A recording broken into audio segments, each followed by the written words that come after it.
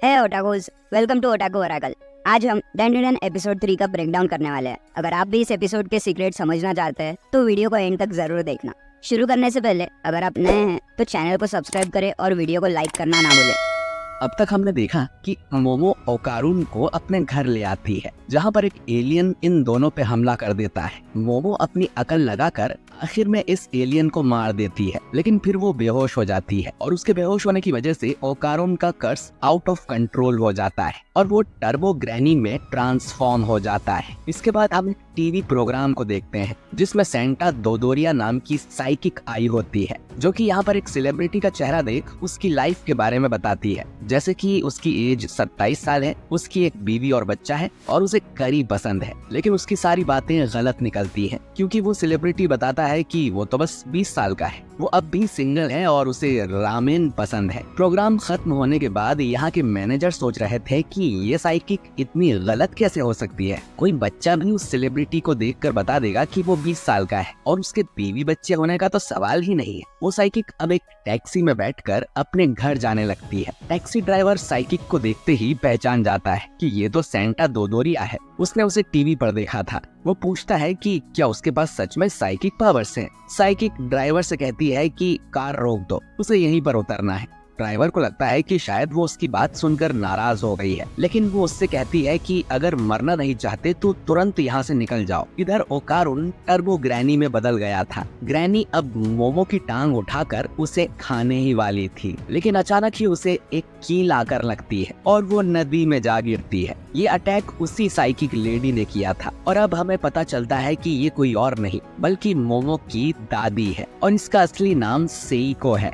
Seiko को लगा था कि उसकी पोती फिर से किसी आवारा लड़के को घर ले आई है, लेकिन ये तो एक मॉन्स्टर है। टर्बो ग्रैनी अब सेइको के सामने से गायब होकर उस पे पीछे से हमला करने की कोशिश करती है, लेकिन उसके पास आते ही वो जल जाती है। सेइको बोलती है कि तुम तो सच में काफी तेज हो, लेकिन सेइको को लगा ही था कि ग्रैनी उस पे पीछे से वार करेगी और उसने ग्रैनी के लिए एक जाल बिछाया हुआ था जिसमें वो फंस गई है। ग्रैनी अपने आसपास एक सर्कल देखती है जिससे बाहर कदम रखते ही वो जलने लगती है। सेइको बताती है कि अगर ग्रैनी ने वो लाइन क्रॉस की तो वो मर जाएगी क्योंकि उसने सर्कल के बाहर एक बैरियर सेट कर दिया है। सेइको खुद भी एक सर्कल में खड़ी थी जिसके अंदर एक कील ठुकी हुई थी। अगर कील को सर्कल के अंदर ठोका जाए तो अंदर एक बैरियर बन जाता है, लेकिन अगर कील सर्कल के बाहर ठोकी जाए तो बाहर एक बैरियर बन जाता है। इसीलिए ग्रैनी सेइको को छू तक नहीं पाई थी क्योंकि वो अपने बैरियर की प्रोटेक्शन में खड़ी थी। ग्रैनी अब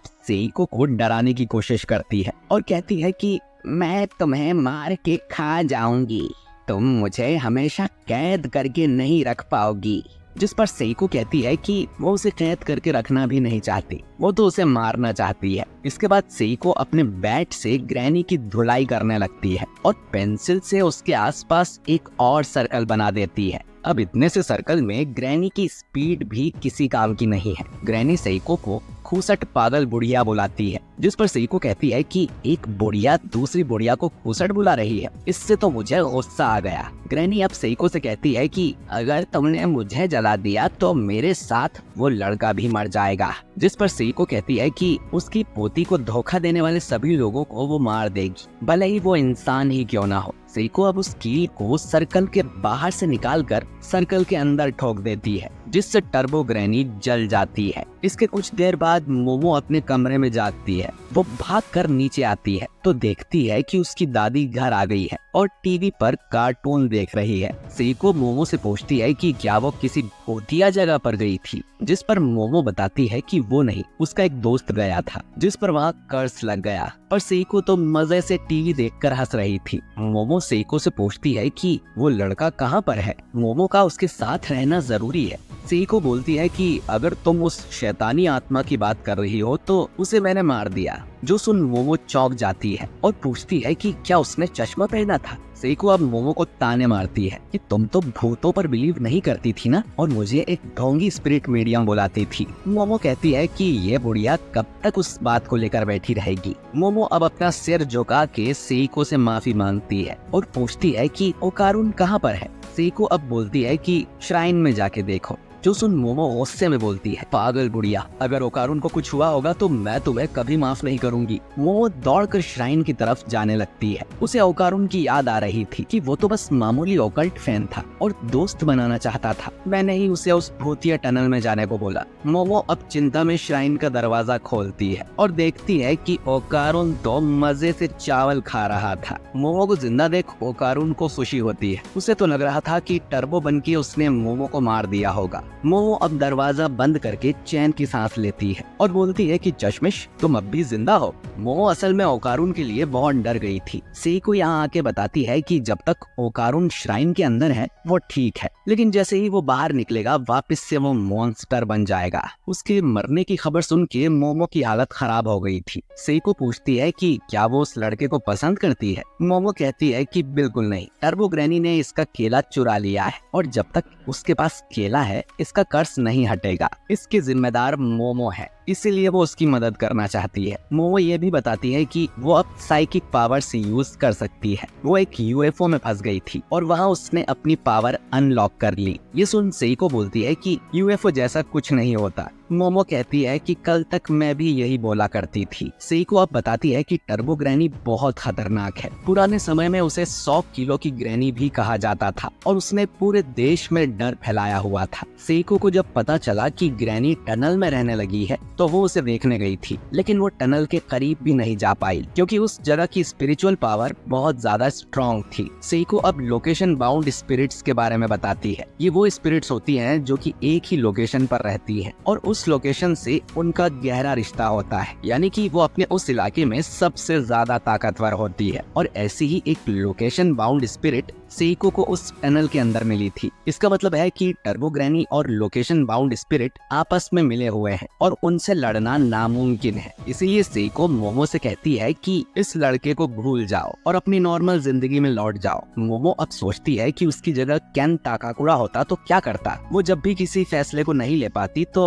वो केन ताकाकुरा की तरह सोचती है और अगर केन मोमो की जगह होता तो वो ओकारुन की मदद जरूर करता और मोमो भी यही करेगी। सेइको फिर से मोमो को चिढ़ाने लगती है कि पगली, तुम्हें तो प्यार हो गया। जिस पर मोमो कहती है कि अरे मैं एक्टर केन ताकाकुरा की बात कर रही थी। सेइको अब कहती है कि ग्रैनी को हराना है तो उसके साथ पकड़म पकड़ाई खेलो। उसे अपनी स्पीड पर बहुत घमंड है। अगर तुम उसे पकड़म पकड़ाई का चैलेंज करोगी तो वो जरूर मान जाएगी। अब उस लोकेशन बेस्ड स्पिरिट का इलाका ये पूरा शहर है, तो इन्हें ग्रैनी को भगाते हुए शहर के बाहर लाना होगा, तब वो थोड़ी कमजोर हो पाएगी और फिर शायद तुम उसे हरा पाओगी। मोमो अब पूछती है कि जैसा बैरियर उन्होंने अपने घर पर लगाया हुआ है वैसा वो टनल के बाहर नहीं लगा सकते क्या। सेइको बताती है कि तालिस्मान को उनकी पावर उस जगह के देवता से मिलती है और हर जगह के देवता अलग अलग होते हैं, तो जैसे ही सेइको अपने शहर से बाहर जाएगी वो ये पावर से यूज नहीं कर सकती, यानी कि ये शहर सेइको का इलाका है। इसीलिए ग्रैनी को हराने का एक ही रास्ता है, उसके साथ पकड़म पकड़ाई खेलना। अगर ओकारुन आज से ही ट्रेनिंग शुरू करे तो ग्रैनी जितना तेज तो भाग ही लेगा। ओकारुन बोलता है कि चलो किसी को तो याद आया कि मैं भी यही।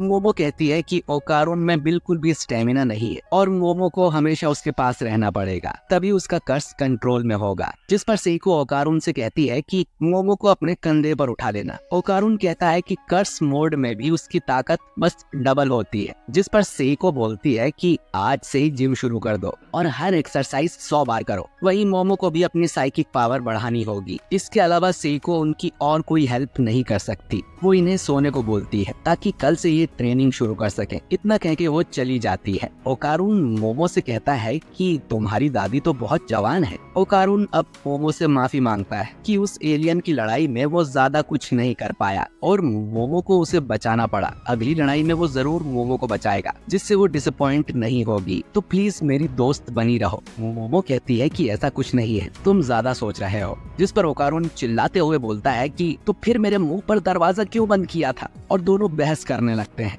खैर, इसके बाद ओकारुन श्राइन में ही सो जाता है। अगली सुबह सेइको टीवी पर न्यूज देख रही थी कि उस सेलिब्रिटी की पोल खुल गई है, जिसके बारे में सेइको ने बताया था। वो सच में 27 साल का है और उसकी सच में शादी हो चुकी है, यानी कि सेइको ने उसके बारे में सब सही बताया था और सभी न्यूज चैनल पर उसकी ही खबर आ रही थी। मोमो अब ओकारुन के लिए चाय लेके जाती है, लेकिन ओकारुन को तो बहुत जोर से प्रेशर बन रहा था और उसे बाथरूम जाना था। लेकिन मोमो और ओकारुन के बीच अगर कोई दीवार या दरवाजा आता है तो उसकी पावर काम नहीं करती, यानी कि मोमो को ओकारुन को हगते हुए देखना पड़ेगा और वो दोनों ही ये नहीं चाहते। सेइको मोमो से पूछती है कि वो उसके कर्स को कंट्रोल कैसे करती है, जिस पर मोमो बताती है कि उसे ओकारुन के आसपास एक ऑरा दिखाई देता है। जब वो उस ऑरा को अपने हाथों से दबाती है तो वो छोटा हो जाता है और इस तरह कर्स काबू में रहता है। सभी में किसी न किसी तरह का ऑरा होता है। वो पौधों और पत्थरों में भी ऑरा देखती है और उन्हीं ऑरा को पकड़कर वो इधर उधर कर सकती है, लेकिन सिर्फ एक छोटे एरिया में। मोमो आगे कहती है कि जब ये पावर उसके अंदर जागी थी तब ये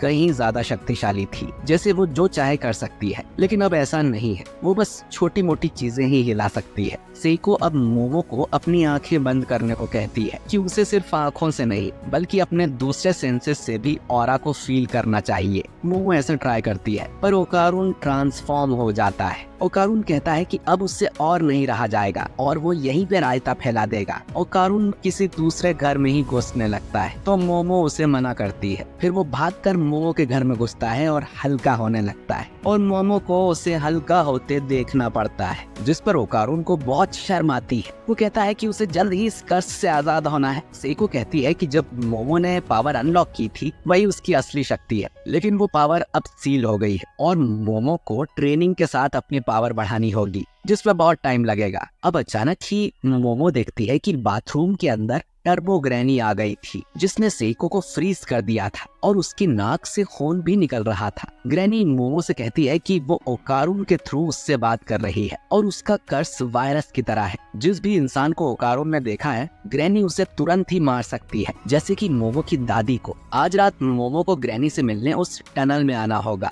नहीं तो वो ओकारुन के आसपास के सभी लोगों को मारना शुरू कर देगी। इसके बाद ग्रैनी चली जाती है और सब नॉर्मल हो जाता है। सेइको होश में आकर देखती है कि उनके घर का तालिस्मान भी जल गया था। मोमो उसे सब कुछ बताती है। अब रात को जाने से पहले सेइको इन दोनों को खास कपड़े पहनाती है जो कि बुरी आत्माओं से इनकी रक्षा करेंगे, लेकिन ये कपड़े थोड़े ओल्ड फैशन हैं। सेइको मोमो को गले भी लगाती है और उससे कहती है कि अपना ख्याल रखना और जिंदा वापस आना। इसके बाद ये दोनों साइकिल से निकल पड़ते हैं, लेकिन फिर ये एक ट्रेन पकड़ लेते हैं क्योंकि साइकिल से टनल तक जाने में बहुत टाइम लगेगा। मोमो टर्बो ग्रैनी पर बहुत गुस्सा थी क्योंकि उसने मोमो की दादी को मारने की धमकी दी थी और वो मार मार के उसका पार्टा बना देगी। इसके बाद मोमो ट्रेन में कपड़े बदलकर मॉडर्न कपड़े पहन लेती है और अब वो टर्बो ग्रैनी से लड़ने को तैयार थी और ये एपिसोड यहीं पर एंड हो जाता है। तो दोस्तों, क्या ये दोनों टर्बो ग्रैनी को हरा पाएंगे? जानने के लिए अगला एपिसोड जरूर देखें। ओटाकूज, आपको क्या लगता है इस एपिसोड के बारे में? नीचे कमेंट्स में जरूर बताएं। अगर आपको ये एक्सप्लेनेशन पसंद आई तो लाइक करें और ओटाकू ओरेकल को सब्सक्राइब जरूर करें। ऐसे ही और एनिमे ब्रेकडाउन्स के लिए बने रहिए। मिलते हैं अगली वीडियो में। सायोनारा ओटाकूज।